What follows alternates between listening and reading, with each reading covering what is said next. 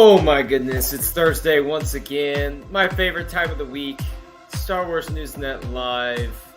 A break from the nonsense that happens all week, or as Miguel and I were talking about before the show, just the 12-hour benders that this last week has thrown our way. I am Tyler. I am so happy to be here this evening as always.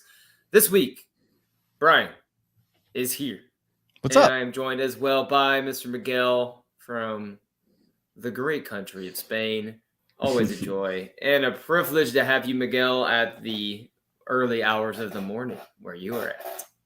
Yeah, it's a privilege to be here as well for me. So yeah, let's get on with it. Like you gotta sleep. You got up really early today, so I gotta sleep at some point. I'm actually like in the zone. Like for those who don't know, I've been coaching basketball at my school in the morning and after school. So I'm like all over the place right now. But I'm so there's no way, there's no filter right now in my brain. Someone asked me the other day yesterday, someone asked me, what was the name of the Martin Scorsese movie that just came out? And I had just seen Killers of the Flower Moon like 10 days ago. And I looked at it and I'm like, I have no idea what you're talking about. I can't even answer this question. Who? You're like, who? And I'm like, what happened? Like, I'm not sure. This is computing in my brain. And he goes, isn't it like Killers of the Planet something? And I'm like, oh no, Killers of the Flower Moon. Got it. Yes, not the planet. Tonight we have a few interesting things to talk about. There's been a lot of just random Mando, I don't want to say nonsense going on because there is credibility to it, but it almost just feels kind of nonsensical to me with none of us really know what's really going to happen. And so it's hard to filter out the noise from, sometimes there's real people that have real scoops. And then there's people that just like to say the first thing that they see without actually filtering through it. So I thought, talk about that for a little bit. And then Adam Driver been talking a lot about Star Wars for the last few weeks. He's promoting his new movie Ferrari. And of course, anytime Adam Driver, is getting interviewed, he's probably going to have to talk about Ben Solo or Kylo Ren at some point. But I don't know about you guys. I felt like as I was looking through some of his interviews and comments, it felt like he was not necessarily more willing to talk about it, but his attitude on it seemed like he was willing to dive a little deeper on some of the things. Usually it's really brief. He kind of cuts it off and that's it. But he seemed to be willing to, open up the book a little bit this week. So I can't wait to hear what you guys say about that. But real quick, vibe check. Brian, how we doing? I'm doing good, man. I'm ready to talk some Star Wars tonight, man. It's getting close to the end of the week. The light's at the end of the tunnel. I'm hoping it's not a train coming at me. I'm just bring on the end of the week, man. Miguel, vibe check. We're going strong. Yeah, so I'm very confused. So I thought the main topic today would be the Percy Jackson series on Disney Plus. Like, so Brian, you're not familiar with this, okay?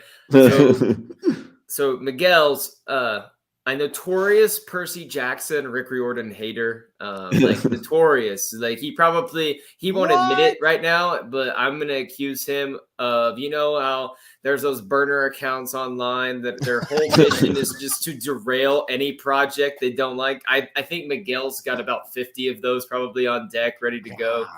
So it's been a running joke in our Discord chat for Star Wars Newsnet Live over some of us who like really loved those books like when we were in school or growing up or kids too. And we're really excited for the show that's coming out. And then there's Miguel who has no ties to it whatsoever and is proclaiming it's going to be just an absolute flop. So the reason we brought it up tonight was they had the early Rotten Tomatoes reviews for it were like, really high, like a 95%. And so, of course, we had to talk with Miguel about it today. And there were some jabs thrown back and forth. Brian, do you have any opinion on the Percy Jackson series for Disney Plus? Oh man, you're making me take sides right off the bat. So what you say can and will be held against you in a court of law. It always is. The internet doesn't forget. I really enjoyed the books when I was a kid, but I was a kid. And so like the movies came out and books don't translate really well to movies because there's always abridged and there's always important stuff cut out.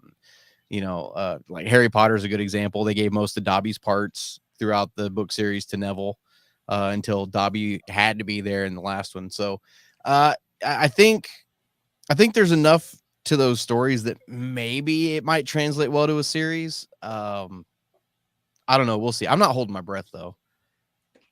I'm ready. I'm ready to take the plunge. I am. I remember being a devastated like high school student or whatever when the first movie came out. I was devastated. I was horrified, mortified by what I saw. And so I am excited to do that. So I got a whole here's copies ready to send to Miguel.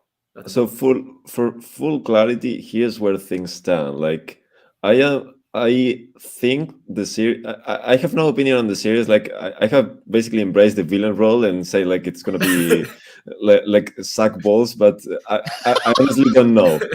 However, I do think that it will like generate no viewership on Disney Plus. So like that is where I stand. That is where the hill I will die on until I see some actual numbers against it. And so what Miguel doesn't realize is that my whole purpose, I'm going to give every one of my 150 students an A next semester if on all their social medias they just start blasting, see if we can get this going viral as between all the middle school students, see if we can get this going viral as quickly as possible, and see just how much viewership can a group of students, enact this a movement nationwide. That is the goal. As always, for your Percy Jackson news and updates, you can like and subscribe to the YouTube channel, percyjacksonnewsnet.com. But no, Star Wars Newsnet, we are here for all your Star Wars news and talk, and every Thursday we are here. So please like and subscribe. Blast our chat out to your socials tonight so people can join in on the fun, because we're about to go ahead and get started this evening. Miguel, I'll throw this to you first. So there's been a lot of speculation about whether or not Mando Season 4 will be translated and converted into just a film. And that would be the next, thing to drop. Like the first Star Wars movie to drop is actually going to be Mando Season 4. Obviously, there's been that report, and then there's been other reports saying that this is actually not true. They're going to start filming, soon for Mando Season 4. Real quickly, where do you stand with all of this? And if you had to make, just a gut prediction right now, what do you think that would be? Oh wow. Okay. I am torn on this topic. I don't exactly know where my headspace. So I have a couple of thoughts that let me know what you think about this. So first of all, like my first instinct is that this makes no sense. Right, so they have like this, like The Mandalorian is basically like Disney Plus's flagship show. Like this is what they sell the streaming service on. So to turn the show now into a movie, like immediately doesn't make a lot of sense. Are you saying from like just a financial logistics standpoint, or even just from the story itself? Like it makes no sense. Neither. So from like a fan's perspective, like this is a show on everyone's mind, and now it's like a movie. So now you're confusing everybody. Like I'm not even talking about story, or like this is just from like let's say a commercial point of view. Like you're just confusing up the everyone. And now, like assuming this, if it were a movie, it would be in theaters. Now you're just like doing 3 seasons, and then the 4th is gonna be in theaters. So you kind of have to do the homework, but I don't know. It feels weird. It feels weird. However, I do have an alternate universe theory that maybe could explain why this would be a movie and why this would be like the next one, especially like the do key. We have to put on the do we have to put on the tinfoil hat for the alternate universe theory, or are we like perhaps? I think there's some solid ground underneath it, but maybe not so much. So let me. How should I introduce it? So this is something that I've already written about. Like on Sundays, I do this piece weekly that is called "This Week in a Galaxy Far, Far Away." So I have already like explained this in full, but let me like briefly introduce the topic. So the idea is that this was going to film in October of 2023 prior to the strikes, and this was going to be like possibly for a 2025 release, right? So this was going to be after Skeleton Crew, the next show in the New Republic era of stories. And possibly along with the second season of Ahsoka would lead into the big Filoni movie. So then the strikes happened, and that was a part of it, but something else also happened, which was something we talked about a couple of weeks ago, which was the promotion of Dave Filoni and Carrie Beck to respectively CCO and head of development at the company at Lucasfilm. So here's what I'm wondering.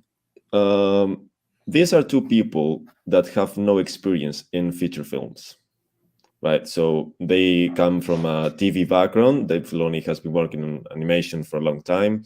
He then worked in live action shows for like a couple of years now. He with Ahsoka being like the big one for him.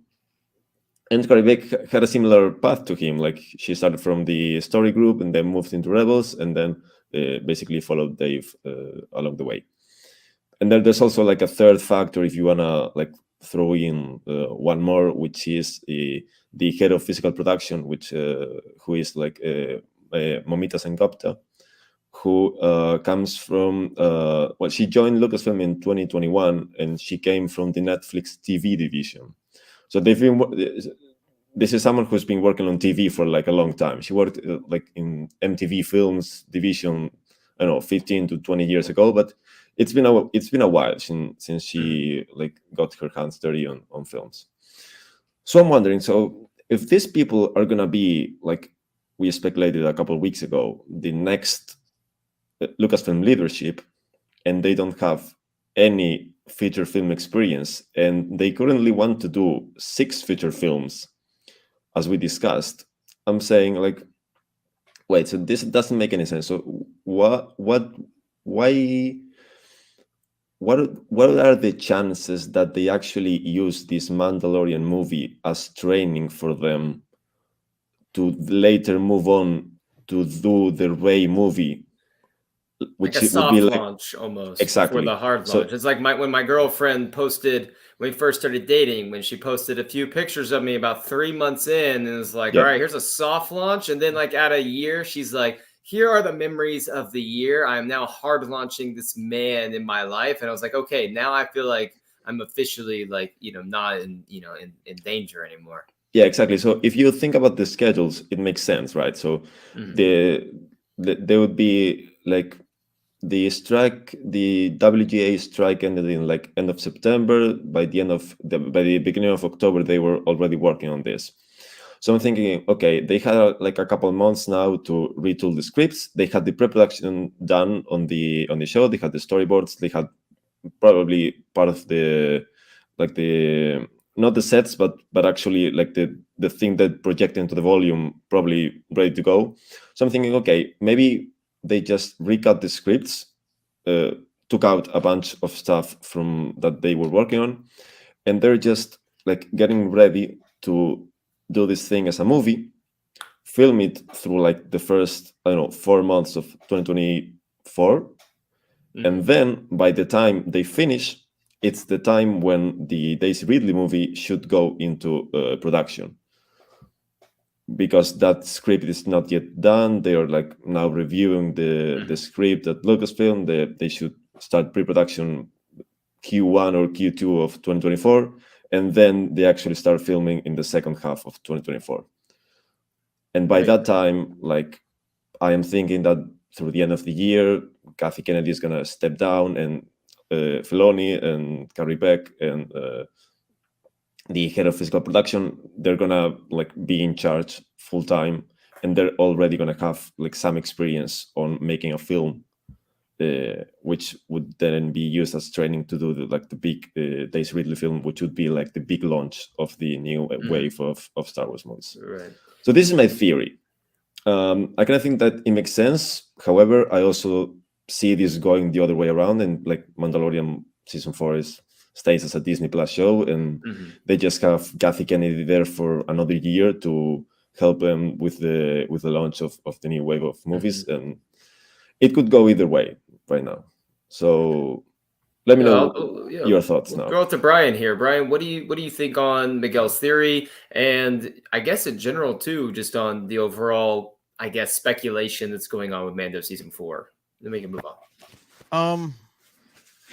I think Miguel's got some good points. Talking about how, this being a soft launch, obviously the IP is Star Wars, but it's a character and it's a storyline that Filoni is already very familiar with. It's kind of a safe project to kind of dip your toes into the live action film stuff with something that you're already that familiar with. I think this depends on a lot of stuff. I think it depends on, because who's going to end up directing this? Is it going to be Jon Favreau? Is he going to? I don't think it would be Filoni.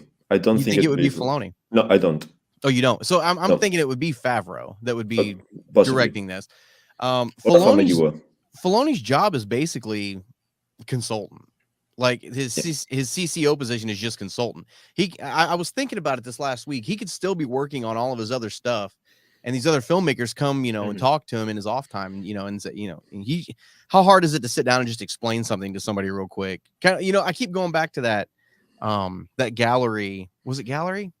Yeah, I think it was gallery for Mando season 1 when it was the round table with the directors and Filoni and Favreau were there. And how Filoni connected the Duel of the Fates duel all the way up to Return of the Jedi, and how, he could explain something, a completely different part of Star Wars to somebody in that kind of depth. It takes all of 10 minutes, and so I do I think this is going to happen? I don't know. I agree with Miguel also on the whole the marketing aspect of it, the commercial aspect of it. You have to watch 3 seasons of a TV show to know what's going on in this movie, and it depends on what the story is. If they've got, a season of Mandalorian is the equivalent of 3 movies ish in length, something like that. So it's entirely plausible. But I don't know. I wouldn't place a bet on it just yet, but I'm not. But at the same time, I've also learned to never say never with Dave Filoni. So, it like Miguel said before we went live, it could go either way. So I have no idea. I had a couple thoughts. First of all, I agree with a lot of what Miguel said about it doesn't really make any sense production wise. It doesn't make sense logistics, convincing fans what you're doing. So I did think though. Story-wise, though, I would actually be okay. I would love if Mando ended at season 3 and this was just some other one-off. They're like all the storylines are pretty much wrapped up and done. They just brought him in whenever. It would just be great. I will say that I don't think if there was enough time in between that it would be so hard to get people to buy into a movie. I think that would actually be pretty easy because obviously they've reached kind of a stagnation point in Disney Plus, subscribers and viewership. I will say though that The Mandalorian and Baby Yoda, Grogu have become so mainstream with the public that people that I know that do not watch a lot of Star Wars, they know who Mando is, they know who Grogu is, they watch little snippets here and there. And I really do think that the average audience, if there was a movie and you put cute little Grogu up there and Mando, I think people would go see it. Like, I don't think there would be enough time in between for them to do a good job of getting people to go see that. That's not something that concerns me. Something that Miguel mentioned in his Sunday piece, though, that I wanted to bring up was he said if that did get turned into a movie, who's to say whether or not it's like a major theater release and not maybe just a TV Disney movie. Plus like TV movie? I think the best thing if they did that would be, do they do like one of those limited theater releases? Like this is out for, 3 weeks and then it's done, or 2.5 weeks and then it's straight to Disney Plus.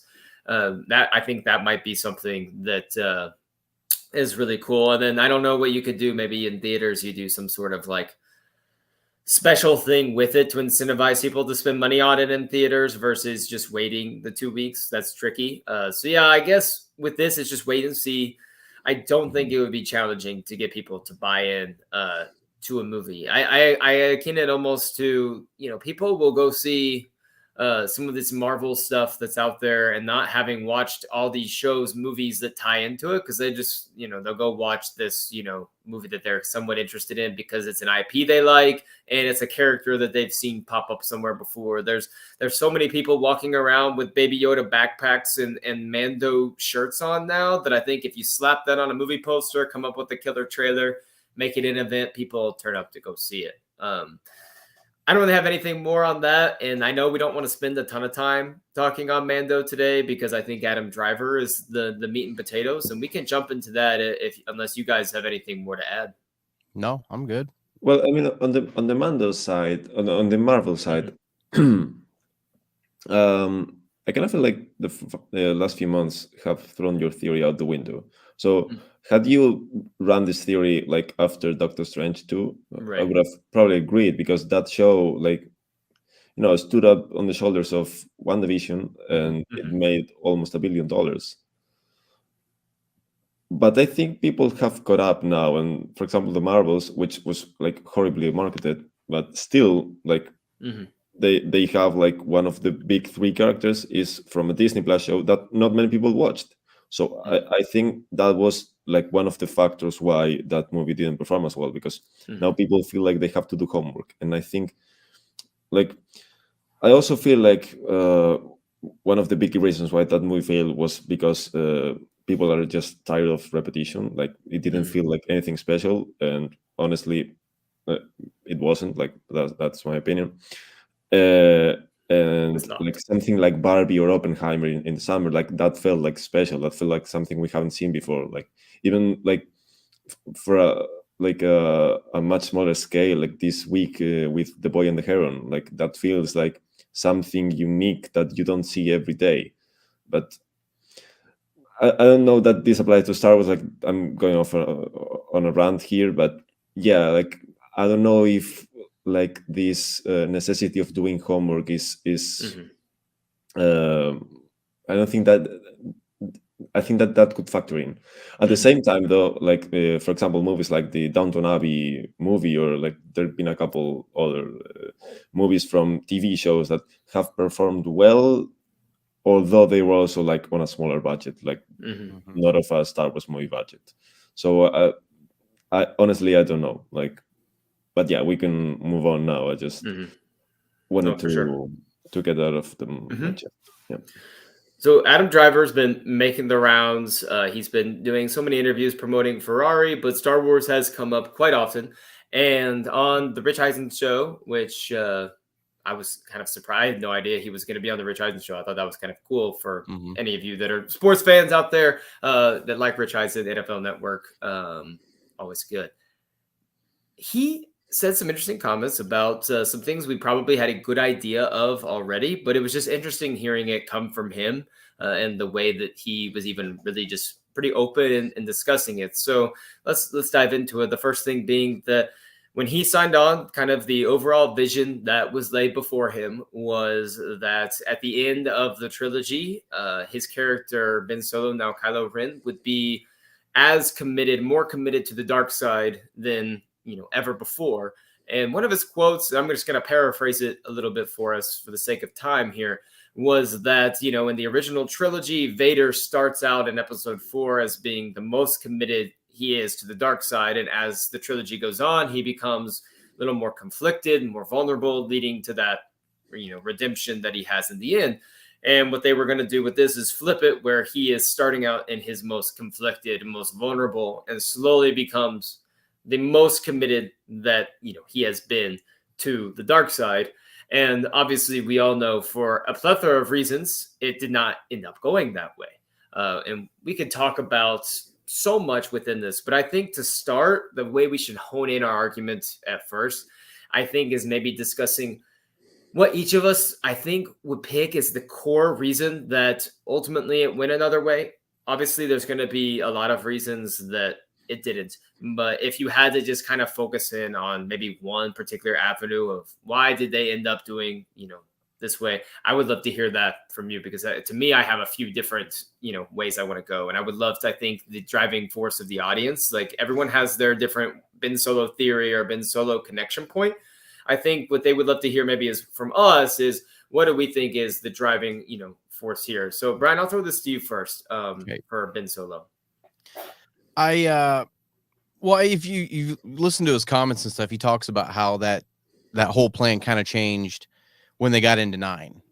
He said, it started to kind of go in a different direction with Rian Johnson, and he tried to hold on to what he was told by JJ at the beginning about, how he was going to go down that road. And then with 9, it just went the complete opposite direction. I don't know why they did it, because it was safe. I think it was the safe thing for them to do with 9, especially after the backlash of 8. I think because most of 9 was all damage control anyway. The first half was damage control for 8, and I think had they, I don't know, man. I wish they hadn't redeemed him. I'm so mad about it. What's the thing that makes you just upset about it, though? I think, how could you channel that? Because, like you said, was it just because it's the safe thing to do, or is it because you expected more from it than just we've seen this before? We've seen this before. It's the same thing over and over again. It was almost perfectly predictable. One of the things I liked the most about Kylo Ren when we were introduced to him in episode 7 was how, when he's, talking to Vader's helmet, when he's praying to Vader, how he's like, I feel it again, the pull to the light. And he's talking about being seduced by the light side of the Force, which is something we had never even thought of as a concept before, was being seduced by the light side, which I thought was awesome. And it really is kind of in line with what Adam Driver has said Kylo was supposed to be doing, very vulnerable at the beginning and then slowly getting, more and more resolute. But I loved that aspect of it, and especially like he's actually pretty committed at the beginning in episode 7. I mean, you can see the confliction there, but he's telling the Vader helmet, I will finish what you started, and and he's complicit in destroying 5 planets. I mean, that's pretty impressive. But his temper tantrums were awesome. When every time he got mad, just pulled the lightsaber out and started destroying everything. I loved it. I loved the way they started his character, and it was something new. Vader, anytime he had a temper tantrum, he just force choked the guy, and just watched him die. And then that was, apology accepted, and that was the end of that. And he moved on to the next, guy that he was promoting in line. Kylo was just tearing crap up just because for the sake of tearing it up, that rage. And that's something that I liked about him more than Vader, was he had the rage. Vader, you never really see a lot of rage in Vader. He's still, even when he's kicking ass, he's still very, in control of himself. And Kylo just was going off the deep end, and I loved it for him. What about you, Miguel? Well, can you repeat the question? So, what do you think, just in general, with Ben Solo becoming, Ben Solo again? So, what was the driving force behind that decision, do you think? Was it the rejected script from Trevorrow? I have my theory. I'll save it for a minute. But what about you? So the reason why the trilogy deviated from its supposed original plan, right? It's very easy for me. I've been convinced about this for years. It was Carrie Fisher's death. That was what I was gonna say. Yes. Yeah. So that was the original plan. Even if they didn't have a laid out thing for the whole 3 movies, it was always going to be Han the first movie, Luke the second movie, Leia the third.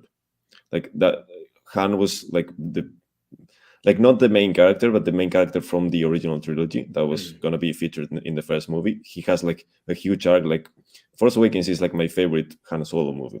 He has a big arc and a big emotional moments for Harrison Ford to perform, and he knocked it out perfectly. And that was a big movie for him. I agree with everything Brian said about Kylo in Force Awakens. Last Jedi then was all about Luke and all about his arc, in addition to Rey and Kylo and whatever. And I do think that Last Jedi did follow up on what Force Awakens had set up. Like I don't care what anybody says. I think it's pretty consistent with Kylo moving on to the next step. So that conflict inside him like led him to this like moment of killing Snoke, and this quick moment where he basically became an anarchist, right? So he was like, to hell with everything that's been done here ever, and let's just you and me go off on our own path because we just like deserve it, and we don't need anybody else. And then Rey says no, and Kylo goes even further into the dark side. Like he becomes the supreme leader at the in the third act of Last Jedi. So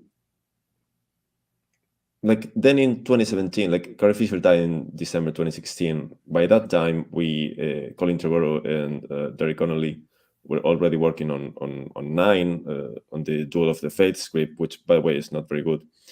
So I'm glad they didn't like pull that off.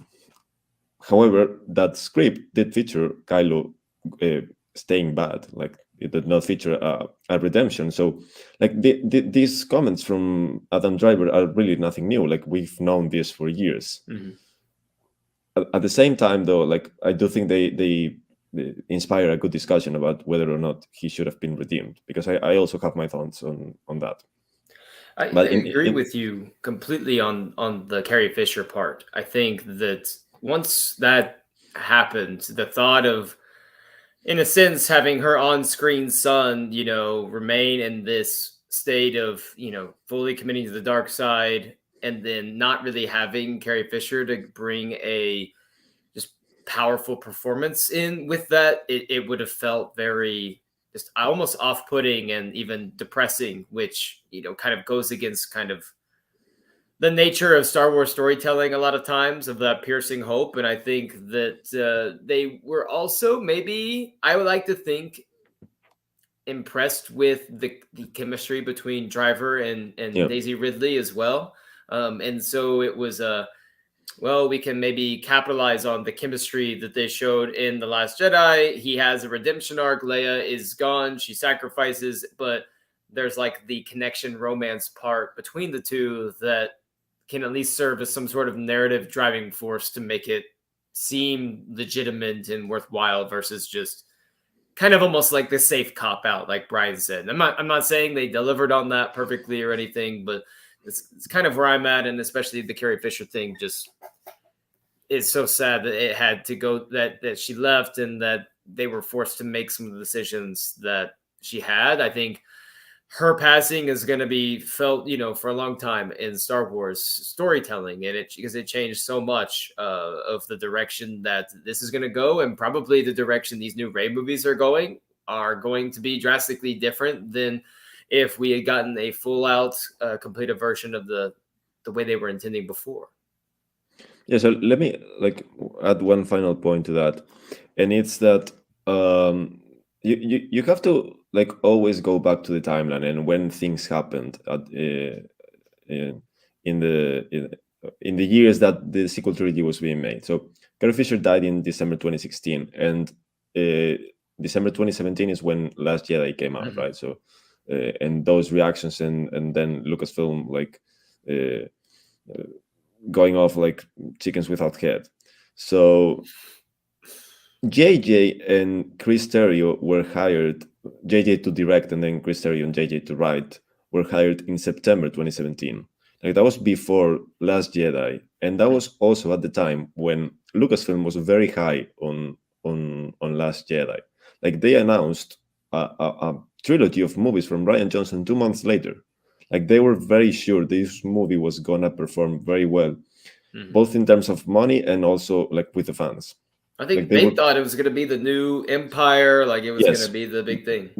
They were very high on this movie. Like Kathy Kennedy loves this movie, and they gave him a trilogy based on that. And so I don't know, like if all I understand that some of the decisions of 9 were based on the fan reactions from to the Last Jedi, but I am also sure that not everything about Kylo's turn or redemption arc, rather, to Ben Solo was motivated by that. And the same goes to Palpatine, and the same goes to Rey. Like, I think those were some things that JJ wanted to do before, or rather thought about later, that maybe we could do, and he just decided to like ignore whatever Ryan had done, and he was like, I'm gonna do my thing now, regardless of what the audience thought of the movie. Because the truth is that half the audience still enjoy the movie, and like we have people in this own chat, that this live show, that enjoy the movie. So it's not like they were ignoring that. It was just JJ saying, I'm gonna do my thing now. Like, this is what I wanted to do, and what I thought later I should have done. And maybe one of those things was redeeming Ben Solo, and maybe that's something that came up later. I don't really know, to be honest. I don't know when that Ben decision. Solo, and then never really letting him actually speak as Ben Solo. Oh, yeah. And well, that I think something I would throw by Brian here is, this is my big problem with, outside of what they gave Adam Driver to work with as Ben Solo. This is, and I wonder if this maybe is the crux of the problem for you, Brian. The fact that he's redeemed, I love the idea of his redemption. That's fine. I think it's when he dies in the end, and that's what bothers me. I would have loved for him to live, and then at some point, Ben either Solo, in that movie or later on, he has to deal with the consequences and the aftermath of his actions, because I just love to think about the galaxy hates him. Yes. Hates him. But the galaxy's hero right now, which is Rey, is, has this deep emotional connection to him. Yeah. And seeing that play out and what that might do to their relationship, but also what that's going to do with Finn's relationship, with Poe's relationship with Rey, would have just been, it's just a much more complex story to tell, even in the future, that they could be able to tell. Mm-hmm. So my question for you is, is maybe that part of the crux of the problem for you, that they kind of killed them off, and so there is no just different outcome? Just like Vader had his redemption, he died. Now Kylo has his redemption, whatever, he dies. Is that the crux of it, or is it just the whole redemption arc as a whole? You're like, I didn't want anything to do with that. I don't like the redemption arc at all, to be honest. Like you said earlier, we'd seen it before, and with Vader, when he was redeemed, the only person in the galaxy that saw that was Luke, and everybody had to go based off of what Luke said. Even Leia had problems dealing with, the fact that he turned back to the light side, because she didn't see it. She was, she still watched her planet explode, and was still tortured by him. In the Princess and Scoundrel novel, she finds, spoiler alert, that book's been out over a year. So they're on Endor. She finds the funeral pyre of Vader and finds the helmet, and is telling Vader how much she hates him. She doesn't care if he turned back. She hates him. And he kind of got off scot-free for everything he ever did. He even got to become a Force ghost and hang out with Obi-Wan and Yoda again, and so and to see Ahsoka again in the Ahsoka series later on, and he kind of got off scot-free, to be completely honest. There, like you said, there's no repercussions. Kylo, I don't want to say Kylo was as bad as Vader, because he wasn't, but still, yeah, I wouldn't have minded seeing some. That would have been an awesome story beat moving forward. I would have really been looking forward to episode 10 had he survived, and that was a part of it moving forward. Even if they were to ever do, this is just me, brainstorming and fantasizing. If they'd ever done episodes 10, 11, and 12, continuing those character arcs, right? Episode 10, basically he's sitting in a cell for the new Republic, or whatever the hell it is. And, Rey goes and sees him or whatever. And then, by the time you get to episode 11, hey, let's get him out. Let's go. We got a threat. We got to go fight. We need him. Something along those, and then he dies in the next movie. Then that would have been like, that's great, but yeah, it was just so weird. It was just a weird ending for him, Just imagine him like a Ray, like in this Ray Yeah. movie, if Adam, like I don't think Adam Driver is ever going to come back to Star Wars, No, but this no. Ben Solo being around would be very interesting to the dynamics of Poe or Finn now being perhaps a Jedi, and Ray even just name dropping Ben or talking about him, like the conflict that could have with it, her and Finn's With the galaxy at relationship large, with, yeah. and so it does complicate. Him dying like that is going to be similar Yeah. to like the Luke Leia thing we've already seen. Like Luke is like, I saw him turn, I know what this means, but Rey's the only one that has seen this, and so I think that's my biggest problem with it is I think they just kind of took a shortcut there Yeah. instead of maybe giving us a chance to Easy really way dive out. into it. And I don't know, Miguel, I would love to hear your thoughts on this. I think they could have easily dived into the consequences of his actions and him having to wrestle with that in the movie. They could have had that arc a little bit sooner and Can you done imagine? just some content at the end with if he maybe just tries to go off on his own and they know he's alive, what are they going to do about it? Or if, or if he came back to the resistance base with everybody and they're like, Ray is so hurt that he has to deliver her back. I don't know what, I think there was room in the movie for them to do that. But for me, it was, the redemption arc. It hits home for me when he brings Ray back because I, love that connection that they have. But when he dies afterwards, it just sits in my stomach like a little bit sick. What about you, Miguel? You guys are pitching like an awesome episode that we never got. Like seriously. Yeah, like I don't like this movie at all. I don't like it. Sorry. However, I was very against the idea of the Ben Solo redemption going into it. Like I was like, this cannot, like there are like a few things that cannot happen in this movie, and they all happened. Like another planet killing weapon, another Rey being Palpatine's granddaughter, Ben Solo getting redeemed. The first two, hated it, didn't work at all. However, the execution of the third, I actually really liked. Mm-hmm. I like some of my favorite moments from Rise of Skywalker, or rather the only good ones, are with Ben Solo. Like the conversation between him and Han is like one of the sorry, but that is like a great Star Wars scene.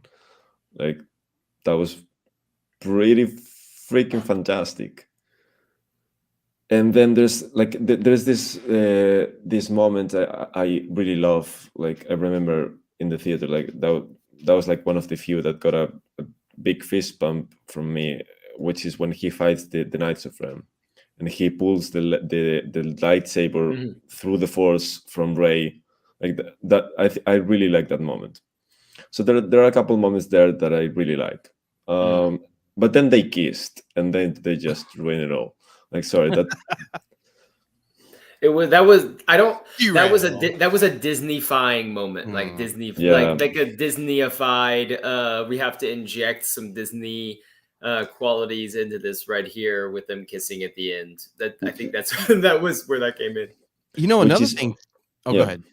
Go ahead, Miguel. I mean, that's also why I don't think any of the things that you guys are pitching would have ever worked. Like, I was picturing now, like, imagine like Ben just surviving, like after coming back, and then he like runs off, and then the Resistance notices this is like Kylo Ren, and we have just won, and we cannot let the leader of the opposition get away, and they kill him.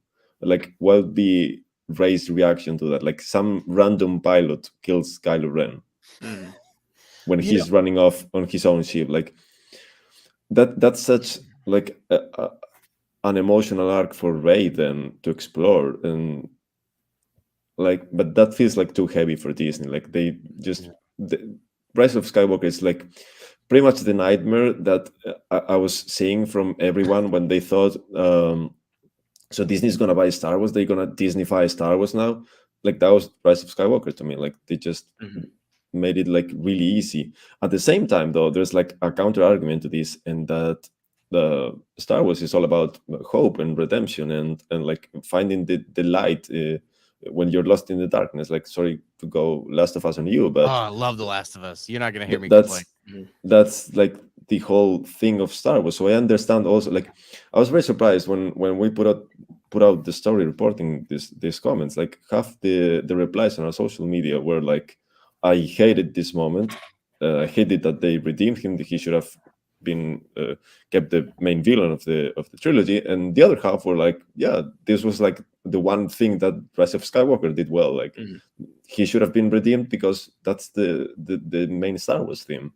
Well, the great thing about what could have been is you could have done both. You could have had him be redeemed, but also have kind of the gritty storytelling of having to learn about, how do you deal with the consequences of like your actions and deal with the fallout of what you've done, which to me, Star Wars, and they love to kind of sit sometimes on their pedestal and say, we teach these life lessons and we're all about, showing, youth, what decisions are right and wrong. Well, part of that is having to live with what you've done. And sometimes Star Wars doesn't really do that with characters. It's either they ride off in the sunset after what they've done, or in the case of Kylo Ren, they just kind of get off and they try to just leave it with the rosy, funny feelings. So I think you could do both. The problem is they don't. The legacy, the grabbing the saber through the Force was fantastic. It is incredible how poorly received a film can be as a whole, but still leave. I felt like the fans were fairly unified, even the ones that did not want Kylo Ren redeemed at all. Those same fans, I think, also acknowledge how cool Ben Solo was, at least in that moment. That, like, not necessarily what they wanted from the character, like, because I think Brian and I have talked about this, before. Like, he didn't want Kylo Ren to be redeemed, but like he was like, Ben Solo was pretty cool when he grabs a saber and he's like, going to town. Yeah, and it's such a little Han Solo, It's such a great, I think a lot of people wanted more from that character. And to have something, it's just funny too, because we know we're never going to get any more Ben Solo content either, because Adam Driver, he's not going back to Star Wars. I will be shocked if that happens anytime.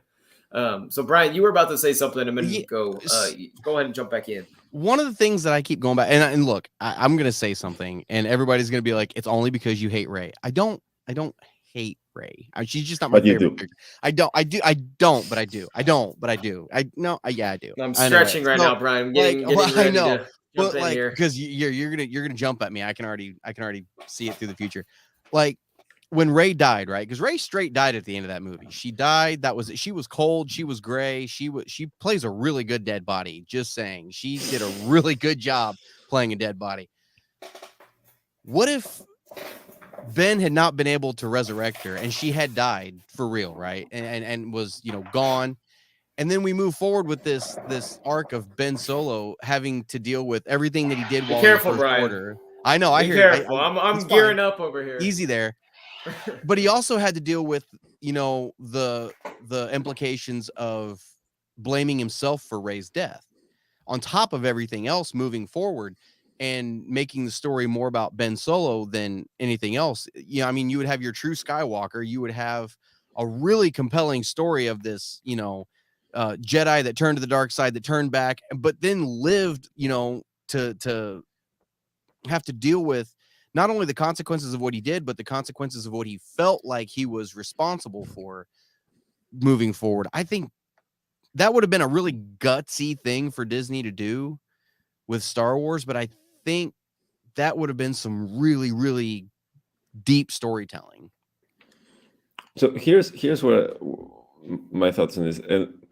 Like, I love all of these ideas, like the more complex stories that could have happened had they actually been gutsy enough to pursue them. Here's why I like that one a bit more than the previous ones you guys presented. I think that one feels like it could be the conclusion of a trilogy. Like, I feel like you can actually end a trilogy on that note and also leave the door open for more stories, like they also did in Rise of Skywalker as they ended, which we know because they're telling more stories in that timeline. But it also feels like complete, right? So whereas the ones that you guys presented earlier, like the two, like being like Rey taking Kylo into the New Republic, and like now she has to deal with the consequences, and he also has to deal with the consequences. Like that, just the movie doesn't end in at that point. Like you have a ton more stories to tell, and it doesn't feel like the conclusion of the Skywalker saga. And I do think that Rey dying, which I don't like because I do like the character, and Kylo Ren surviving, that would have felt like the first of all the Skywalker line continuing, and also like a proper end of the trilogy that is also very different from the end of the last trilogy, or rather the original trilogy. I don't know.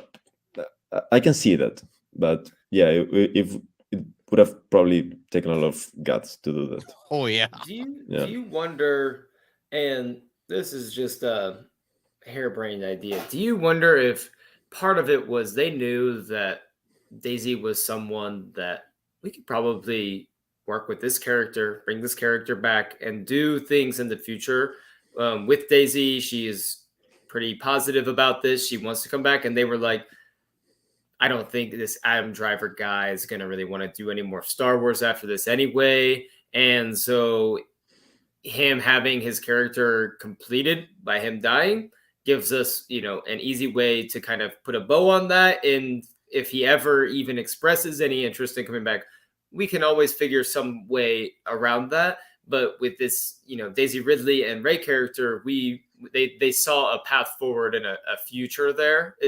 I don't know. I just wonder if maybe that was something that was even remotely discussed. It may not have been at all. I don't know. It's just a thought. I mean, it's interesting. Like, I think it was a bit more straightforward than that. I think it was more like in the stories, typically the villain dies, right, and the hero leaves, and this is how we ended the original trilogy. This is how also we're gonna end this one, because Star Wars is poetry and whatever.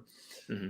At the same time, though, if the roles were reversed and this was like another Adam Driver type like actor playing Rey, like she was like too big for Star Wars now, and then Adam, like the Daisy Ridley type playing the villain, where she would be like open to return. I wonder if that would have also been the case. Like, like my first instinct is to say not necessarily. At the same time, though, like if the roles were reversed, maybe you're onto something there. Mm-hmm. What do you think, Brian? I love the idea of Rey biting it, to be honest. And it's not just because I don't like Rey. I just think from a storytelling point of view, I'm sure. I'm Are sure. you hiding behind the facade of the storytelling point of view line, and you're secretly sitting back there with your Rey action figures and your lightsabers like, yeah. You don't know me. You don't know me. You sit there, act like you know. No, I personally I like the character of like you said earlier, the Ben Solo stuff was good. What little of it we got, I really, I that's a character I would have really liked to have seen more of. I'm hoping that at some point they do a novel of, Luke and Ben running around the galaxy somewhere before all hell breaks loose and Ben finds out about, Vader being his grandfather. I think that'd be a great novel. I want more Ben Solo. That would be great. Would it be possible that could be a Tales of the Jedi episode? So freaking cool. See, like my perfect like dream though is that Claudia Gray, she wrote the Master and Apprentice novel, right? Mm-hmm. Like my biggest dream is that she writes a whole series of Master and Apprentice novels, and we get, we got the Obi-Wan and Qui-Gon one, and then we get like, an Obi-Wan and Anakin. Well, we got that one. We got Brotherhood, but then we get like an Anakin and Ahsoka novel, and then we get, like Luke and Ben, novel. I think that would be so freaking cool. Later on, even I'll say it, even later on, get a Rey and Finn novel. It's I think that's just printing money, writing series about Master, because they really focused a lot on the Master and Apprentice thing. Going into Ahsoka with Anakin and her, but there might have been something to that about Adam Driver not wanting to come back. I don't know. Maybe if the whole process, there's so many variables and what ifs, that could have went differently to change where we are now. Carrie Fisher passing away, and and just everything that they did with Star Wars. You know, I still don't believe they had a plan at all from the get-go. And maybe had they had a plan and told Adam Driver, you know, hey, this is kind of what we're going to do, there may be a chance that we bring you back later on, you know, and whatnot, I think it would have been a much different outcome. But I don't know. I just there's so many variables. We can sit here and say what if all night. So I we have like, stick. Yeah, go ahead, Tyler. oh, I was gonna add another question, but if you had another comment, go for it. I still stick to the point that this was all changed because of Carrie Fisher's death. Right. Like, even if they had a plan, even if like Last Jedi had been planned in like November 2012, and that movie was pulled off exactly as it was first written, like everything changed with Carrie Fisher's death. Like that, I understand like the easy answer of they didn't have a plan, they should have had a plan, whatever. However, like that plan goes out the window whenever that happens. So I'm sorry, like unless you were gonna recast, which I wish they would have done, but they were never gonna do that. Like that doesn't matter anymore. So moving on to the future, even last question, and we got about 5 minutes. I think this is a good question maybe to end on. So the legacy of Ben Solo is going to live on just because he sacrificed himself for Rey, and now she's doing her own thing. So in a way, his legacy will always live on as long as, you know, she's continuing and everything like that. So my question is, how hard are they going to name drop or even put in some Ben Solo nuggets in this next movie? Is it going to be like a taboo thing where she's not really going to mention Ben? They're just going to kind of separate themselves completely from what happened? Or is Ben Solo going to be something that in these movies we could see, you know, a Ben Solo, some talk about Ben Solo, or even a reference to somehow they've communicated? I think we're going to get a lot of Ben Solo in these novels and comics or things that are going to take place in this 15-year time gap. I think that she will talk about her relationship with Ben. I think there could even be she'll commune with him in some, you know, capacity within that. But I'm curious, what do you guys think? Are they going to steer away completely from him in the show? These, I'm not saying like Adam Driver showing up right now. I'm just talking about simply, you know, discussing him and everything. So Miguel, what do you think? I think it all depends now on whether Daisy Ridley is the main character of the movie or not. Like, she is the star, meaning the movie is based around her, but we don't know that she's going to be the main character or she's going to be like the Obi-Wan type of the new movie. If she is the main character, Ben Solo will be a big part of her arc. If not, Ben will probably be name dropped here and there. And here's something that I think it would be pretty interesting, although you might run into like some actual problems with Adam Driver and stuff. But I would love if she is the main character, or even if she's not, but probably like mostly if she is the main character. If one of her arcs in the movie was trying to communicate with Force Ghost Ben.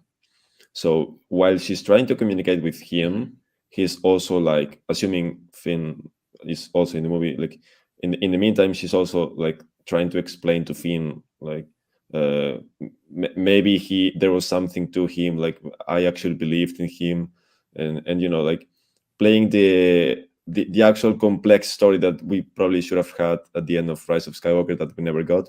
I wonder if there's some room to do that now. However, you also like run into some problems because that arc has to be paid off later, and she should communicate with him at some point, and then you need Adam Driver in. So I don't know.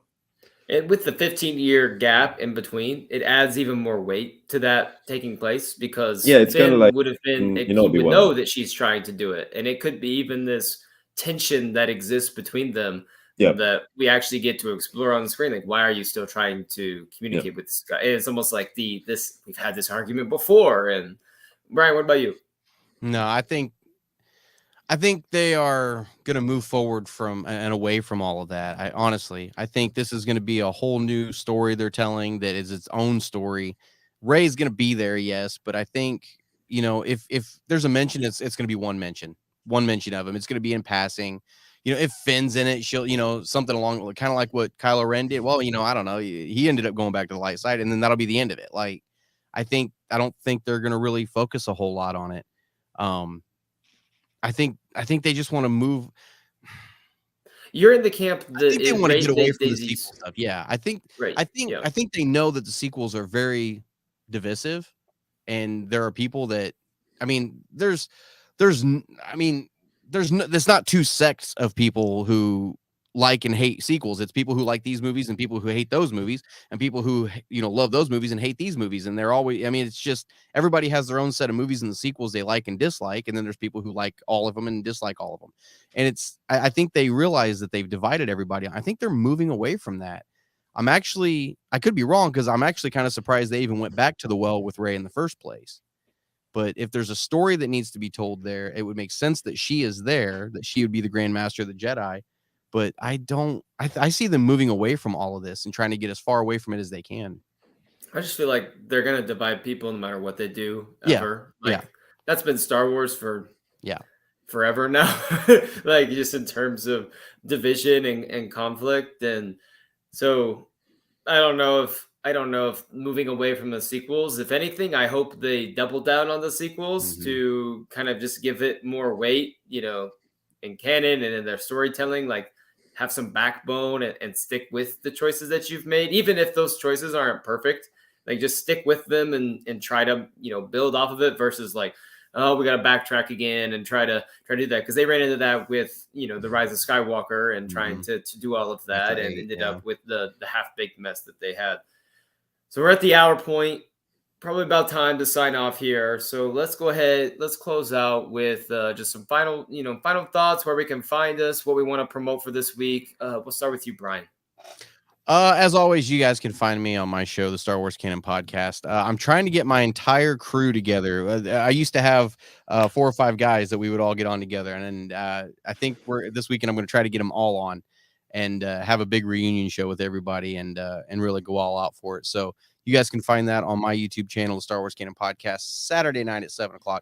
And yeah, that's about it. You guys can follow me on my Twitter. That's right here too, that I never get on. So you guys can follow me there, and maybe someday I'll tweet something. I don't know.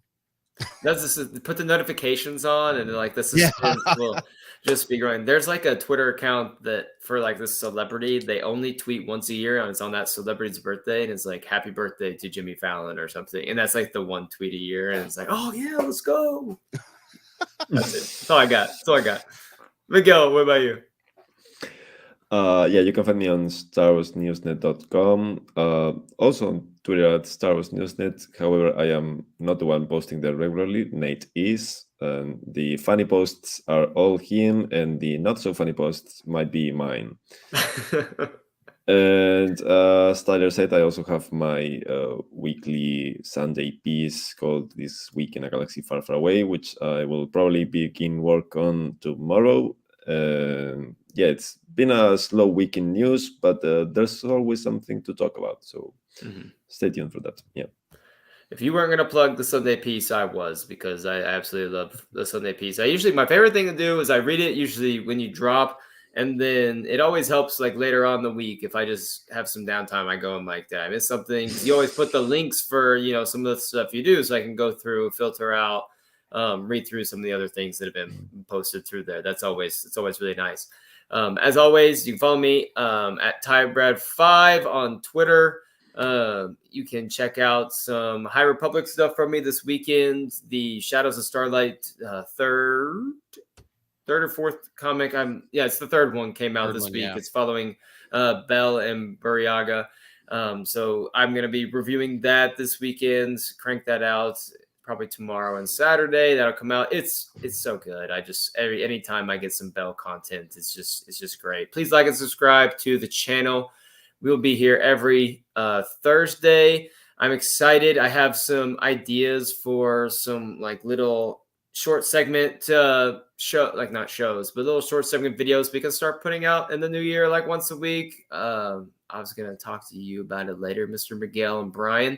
But I got some ideas. I feel comfortable just saying that. I think we can start putting some stuff out in the new year a little bit more for you. And as always, next Thursday, usually between 10 and 11, we'll hop on here. And who knows what might happen in the next week.